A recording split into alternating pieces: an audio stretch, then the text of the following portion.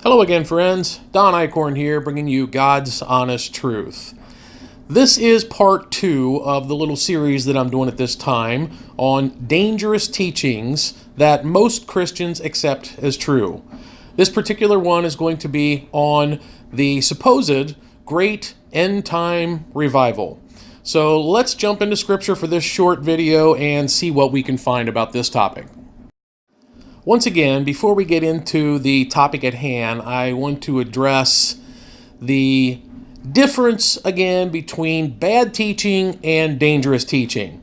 And like I said last time, usually the bad teaching become little cliches that we're all familiar with, but the problem is they're just not biblical or true. So in this video, I want to address the one that we're all familiar with, that God will not give you more than you can handle.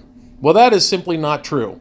God absolutely will give us more than we can handle because He wants us to learn that we can depend on Him and lean on Him for what we can't handle.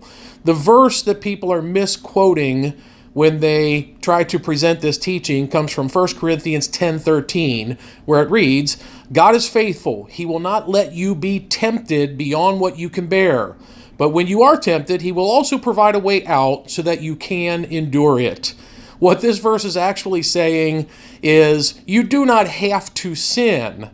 You will not be given more of a temptation than what you can avoid or bear and come out of without sinning. So, He always provides a way out. We do not ever have to sin. You cannot rightfully claim, the devil made me do it. Nope. Free will makes us do it, and selfishness, and all those kinds of things. So, all right, with that said, let's get into our topic at hand.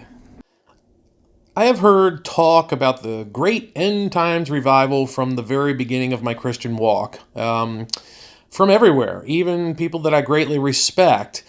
But for me, the trouble is always, if I can't see it in Scripture, I don't just accept it. And this is one of those things that I really had a hard time with because I've searched for, revival sounds great, and a great worldwide end-time revival sounds wonderful.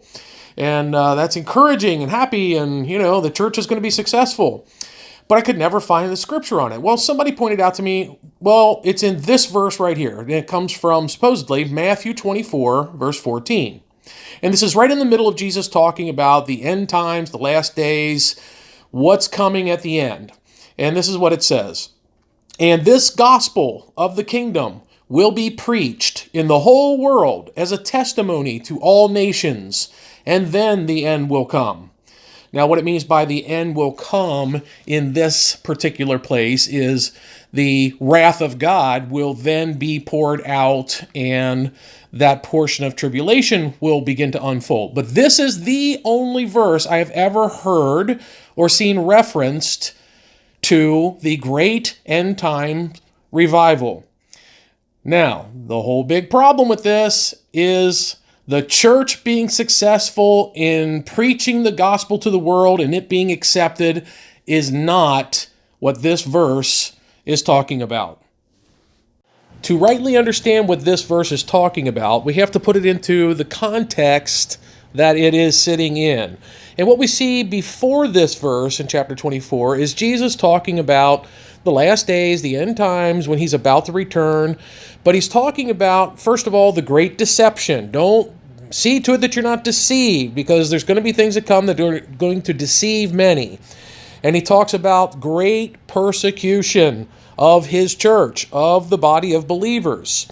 And He says that's going to be bad, and that many are going to fall away from the faith. Many are going to lose their salvation, because He specifically says, "But he who stands firm to the end will be saved." So this is a salvation issue.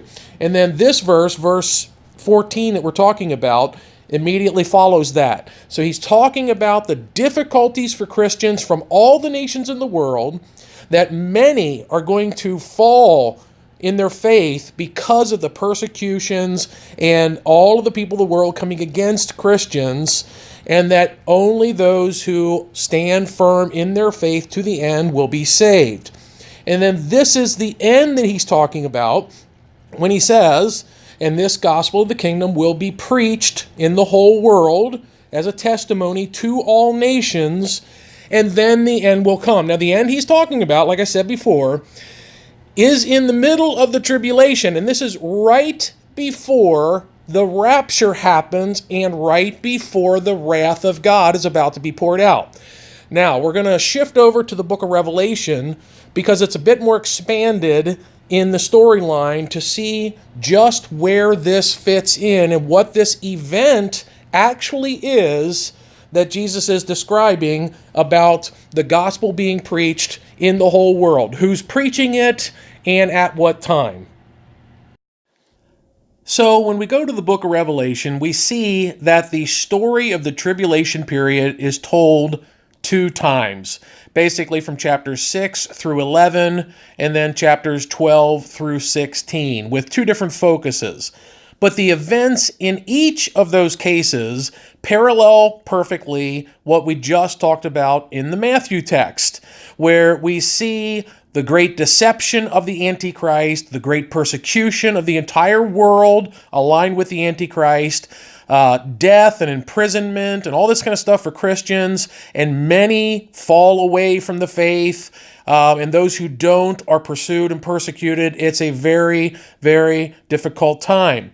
At the end of that portion, though, we see this disruption in the middle of the tribulation. And in the second telling, we're going to look at an event in Revelation chapter 14, verse 6. And it reads, "Then I saw another angel flying in midair, and he had the eternal gospel to proclaim to those who live on the earth, to every nation, tribe, language, and people."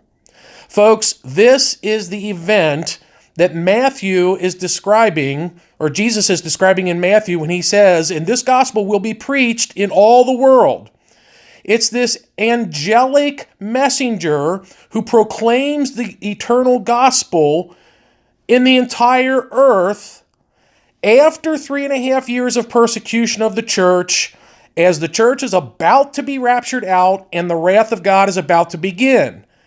Again, looking at the timing of this, the next verse in Revelation 14 is verse 7, and it says, "He said in a loud voice," referring to that angel, "Fear God and give him glory." Why?